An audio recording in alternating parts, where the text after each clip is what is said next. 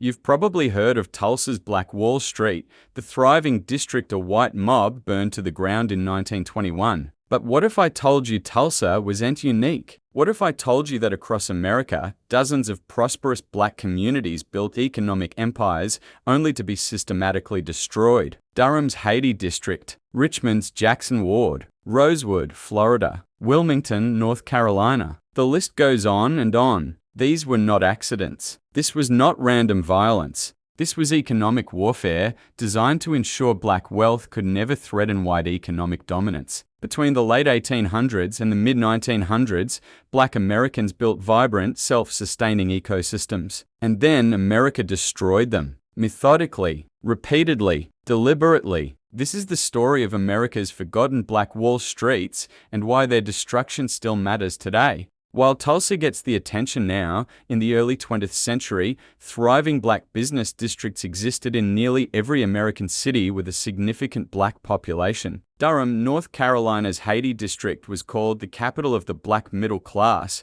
It was home to North Carolina Mutual Life Insurance Company, the largest black-owned business in the entire nation. Banks, hospitals, newspapers, theaters all black-owned. Richmond, Virginia's Jackson Ward was home to the wealthiest black community per capita in America. Maggie Walker founded the St. Luke Penny Savings Bank there in 1903, becoming the first black woman to charter a bank in the United States. Atlanta's Sweet Auburn Avenue produced more black millionaires per capita than any place in America. This pattern repeated across the country. Whenever black Americans were allowed to build, they built extraordinary prosperity. These communities operated on a simple principle: buy black, build black. Money would circulate within the community multiple times before leaving. You'd buy groceries from a black-owned store. That owner banked with a black-owned bank. That bank loaned money to black entrepreneurs, and those entrepreneurs hired from the community. It wasn't just an economic strategy, it was survival. But that self-reliance created something powerful: economic independence. In Durham's Haiti, John Merrick started as a brick mason,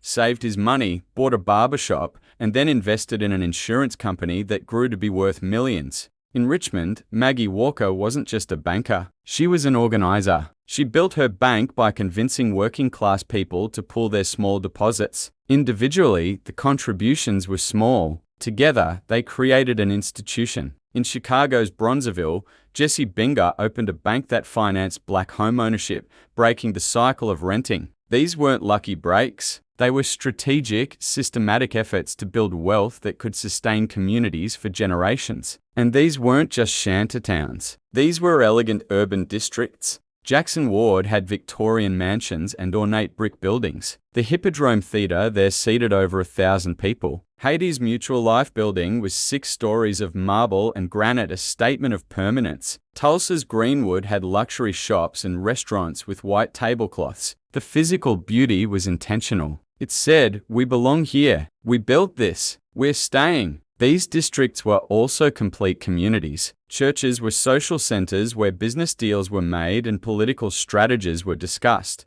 Jazz clubs hosted legends like Duke Ellington and Ella Fitzgerald. Newspapers like the Richmond Planet and the Durham Carolina Times gave voice to community concerns and coordinated economic action. The genius was the closed-loop economy. A dollar earned might circulate 7 to 10 times within these communities before leaving. This multiplication effect created collective prosperity. It also created jobs at every skill level, from janitors to bank presidents. The Tulsa massacre gets attention for its scale: over 300 people killed, 35 blocks burned, and 1,200 homes destroyed in less than 24 hours. But understand, Tulsa was part of a pattern. Wilmington, North Carolina, 1898, white supremacists overthrew the city government and destroyed black businesses. Rosewood, Florida, 1923, a white mob destroyed the entire town, burning every single building. The pattern repeated everywhere: a manufactured accusation, white mob violence with police complicity, and black neighborhoods and businesses burned to the ground. When the violence became too obvious, authorities found legal methods. Urban renewal in the 1950s and 60s destroyed more black business districts than all the race riots combined. Durham's Haiti was demolished for a freeway. Richmond's Jackson Ward was carved up by interstate highways. Atlanta's Sweet Auburn was targeted for slum clearance. The justification was always progress and modernization. The result was always the same: black neighborhoods erased and black wealth eliminated. Then came economic strangulation. Redlining made it impossible for black businesses to get loans. Exclusionary zoning laws prevented them from operating in certain areas. Banks that had served black communities for generations were denied federal insurance, forcing them to close. The impact wasn't just immediate, it was generational. When Greenwood was destroyed, the wealth those buildings represented vanished. Insurance companies refused to pay. A family that owned a building worth over $800,000 in today's money lost it all. That wealth would have been inherited, used for college, for investment, for a better future. Multiply that loss by dozens of communities, and the total wealth destroyed is incalculable. But while the communities were destroyed, the philosophy survived. The Buy Black campaigns of the 1960s consciously echoed these earlier movements.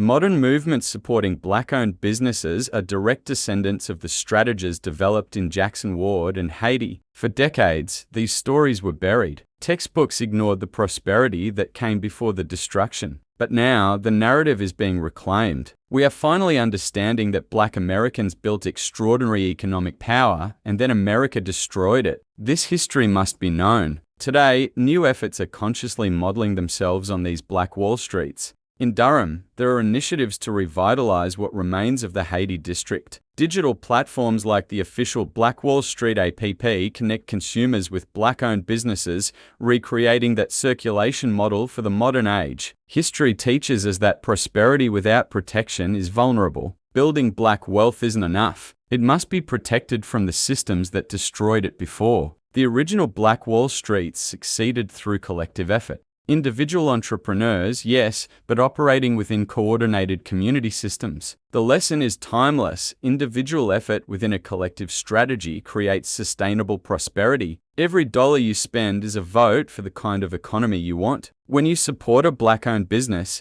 you're not just making a purchase. You are participating in wealth circulation. You're helping build the modern equivalent of a Black Wall Street. When you bank with a black-owned credit union, you're ensuring your deposits finance black economic development. America destroyed Black Wall Streets. That's a historical fact. The question isn't whether it happened. It's what we do about it now. You don't need to be an entrepreneur to participate in rebuilding black economic power. You can redirect your spending. Research black-owned alternatives for products you already buy. You can advocate for policies that protect communities from the kind of destruction that happened before. And you can educate. Share these stories. Ensure people understand what was built and what was destroyed. The forgotten Black Wall Streets were torn down, but the blueprint for building them remains. The question is whether we will use it. If this story moves you, share it with someone who needs to understand what was built and what was destroyed. They built extraordinary prosperity once against impossible odds. We can build it again. This time, we protect it. Thanks for watching.